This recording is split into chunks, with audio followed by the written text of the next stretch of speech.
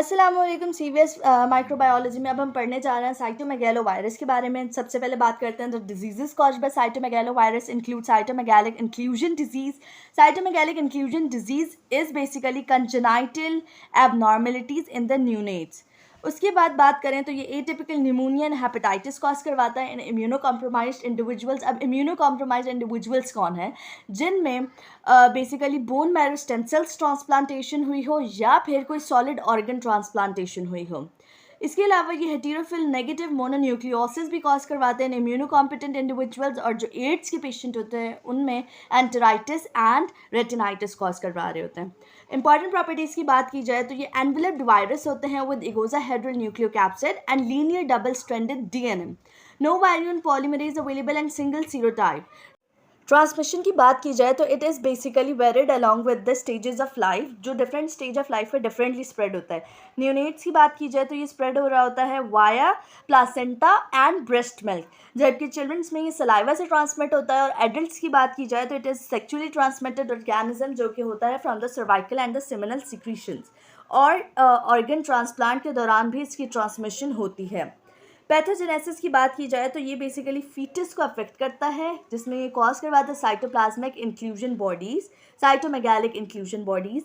और ये जो इंक्लूजन बॉडीज़ होती है ना, ये basically multinucleated giant cells with prominent intranuclear inclusions.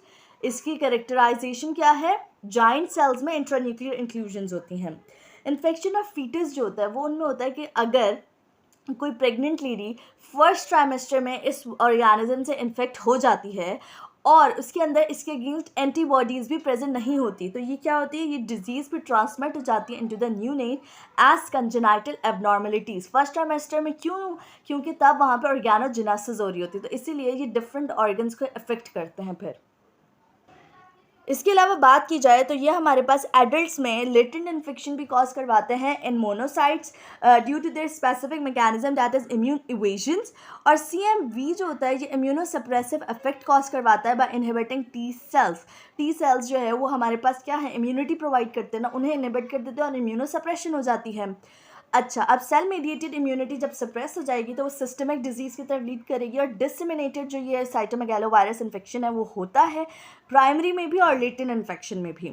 Clinical features की बात की जाए तो इन्फेक्टेड इन्फेंट्स में कैसे प्रेजेंट करेगा कि बेसिकली साइटोप्लाज्मिक इंक्लूजन डिजीज़ मिलेगी, that is microcephaly, seizures, deafness and jaundice with purpura. जो परप्यूरिक लीजन है उसका एक और नाम है blueberry muffin lesion. Hepatosplenomegaly and mental retardation भी मिलती है हमें। फिर जो अदर डिजीज है that is caused by cytomegalovirus is heterophile negative mononucleosis that is characterized by fever, lethargy and presence of abnormal lymphocyte and peripheral blood smear. Systemic CMV infection जो होता है उसमें मिलता है हमें न्यूमोनाइटिस, एसोफेजाइटिस, हेपेटाइटिस, और ये मोस्टली उन लोगों में होता है जिनमें रीनल या स्टेम सेल ट्रांसप्लांटेशन हुआ हो। एड्स से रिलेटेड मैंने आपको बताया था कि ये कोलाइटिस विद डायरिया कॉज करवाएगा और रेटिनाइटिस विद ब्लाइंडनेस कॉज करवाएगा। लेबोरेटरी डायग्नोसिस में यही है कि सबसे पहले PCR बेस्ड टेस्ट करेंगे, जो कि वेरी हाईली सेंसिटिव और स्पेसिफिक टेस्ट है, डायग्नोसिस बहुत जल्दी करती है ये। और culture special tube that is shell vials coupled with immunofluorescent antibody to detect early antigen of CMV, और ये 72 आवर्स में हमारे पास डायग्नोसिस शो करती हैं shell vials tube. Fluorescent antibody test भी यूज़ किया जा सकता है। और फिर histological staining of inclusion bodies की जाए तो इसमें giant cells and urine and tissues क्या पेयर करते हैं इंक्लूजन बॉडीज़ को as owl's eye shape. Serological test IgM antibody को डिटेक्ट करने के लिए यूज़ होते हैं, और IgM एंटीबॉडी क्या बताती है कि ये रीसेंट इन्फेक्शन है या लेटेंट इन्फेक्शन है।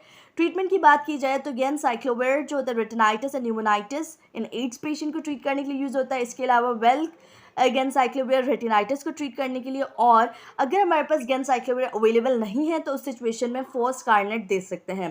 प्रिवेंशन की बात की जाए तो कोई वैक्सीन अवेलेबल नहीं है, गेन साइक्लोवेयर एज प्रोफाइलैक्सिस दे सकते हैं to suppress the progressive retinitis in AIDS patient. और लेट्रोमोवर जो होता है ये इनहिबिट करता है ट्रांस अमाइनेज को ऑफ CMV, और ये हमारे पास यूज्ड होता है to prevent recurrence in patient with who received hematopoietic stem cell transplantation. तो उन पेशेंट्स को ये एज अ प्रोफाइलैक्सिस दी जा सकती है ताकि इस साइटोमेगैलोवायरस इन्फेक्शन को होने से रोका जा सके। तो यहाँ तक हमने साइटोमेगैलोवायरस कंप्लीट कर लिया।